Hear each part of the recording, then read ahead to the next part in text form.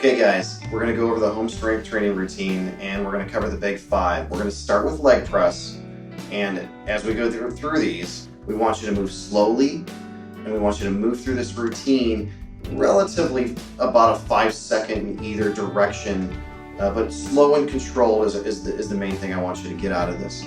So we're going to start with leg press. Remember, each of these are compound movements, so when you watch me, there's going to be two joints that are bending at the same time.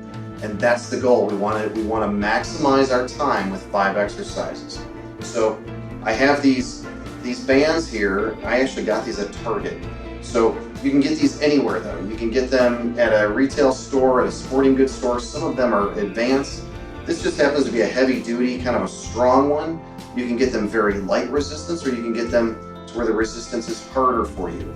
So that's up to you, depending on where your level of training is. I recommend starting slowly initially. And I need to make this little disclaimer that I think working out in a gym or a gym with appropriate equipment is really a safe way to go about doing things when you have some guidance with a trainer. However, you match the body's physiologic strength curve better when you're positioned in appropriate equipment. But this is another useful way to do it. So we'll start with leg press, and I'm going to start not with the bands, but I'm going to start with the leg press against the door. I want you to position your feet about shoulder width apart.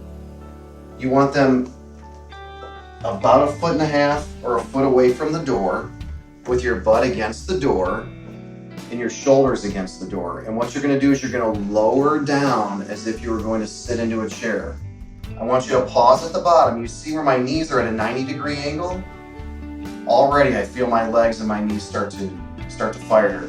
Slowly pushing back up, not locking out, and then slowly controlling your body weight back down to the sitting position, okay? Then back up again, slowly pushing. My face is already getting red. I feel my muscles firing. So breathe through the exercise just like we stated in the activity. Don't hold your breath. Continue breathing as you slowly move through this motion. Don't lock out, and then back down again. Your feet should be flat on the floor. You can even put a chair behind you if you need a little guidance when you're not by a door, when you're doing a squat. So that's it. That's the leg press. If you get to a point where you can't push anymore, slowly lower your butt down to the floor where it's safe. Step into the band about shoulder width apart, okay? Now I'm going to bring my hands up and have the bands behind my shoulders, okay? My palms are facing up toward the ceiling. And what I'm going to do is I'm going to keep my head up, looking up at the ceiling, and lower myself down to a seated position. And then I'm going to drive my hands right back up toward the ceiling, not locking out, slowly bringing it back down. Breathing through the whole thing, okay? Nice and slow movements here. So to demonstrate the leg press, having a chair behind you, so when you're lowering your bottom down, you feel your butt touch that chair, you know it's time to come back up again. You're almost at a 90-degree angle, as if I was sitting down, and then you're back up again. This can be difficult, so we don't want you to fall during this. So that's the leg press. There's pictures in the PowerPoint voice overview.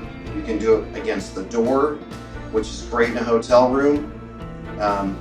Or if you're traveling somewhere, you can always pack these easily in your suitcase. Okay, let's go on to the next one. The bands aren't very effective for chest press, so we're just going to show you a couple different variations of the push-up. Remember, it's a compound movement again.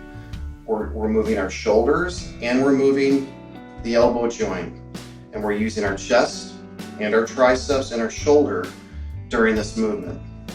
So I'm going to demonstrate, this is what we used to call the routine push-up. A lot of men do this one. However, there's lots of ways to modify this. So we just want the action to occur to get that compound movement. So I'm going to demonstrate on the floor here in our clinic a push-up. Again, You want your hands about shoulder width apart, just a little wider than shoulder width apart. And as you lower your chest, you want the nipple length to barely touch your thumbs as you lower yourself down. So a little wider than shoulder width on your toes, and you want your body to be fairly parallel with the ground. You don't want to strain your neck, and slowly lowering your body, touching the ground, and slowly back up again, and slowly back down again. Very good, slow, controlled motions. And back down again. You don't want to rest at the bottom unless you feel like you're too fatigued. And if you need to pause, that's okay. And then slowly lift your body back up again. Okay?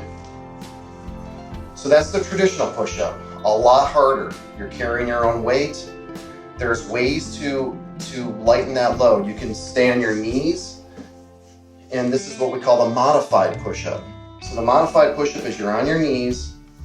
Same concept with your hands about shoulder width apart, and now you're going to lower your chest between your hands and push back up again.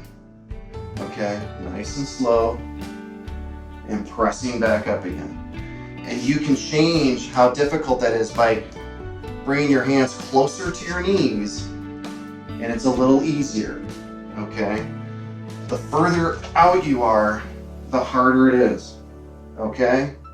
But generally speaking, on your knees is a modified way to do this. We'll take this another step further. You can use a chair if you'd like. Putting your hands about shoulder width apart again.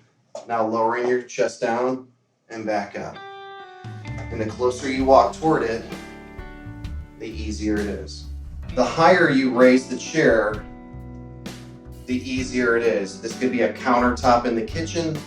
This could be a shelf.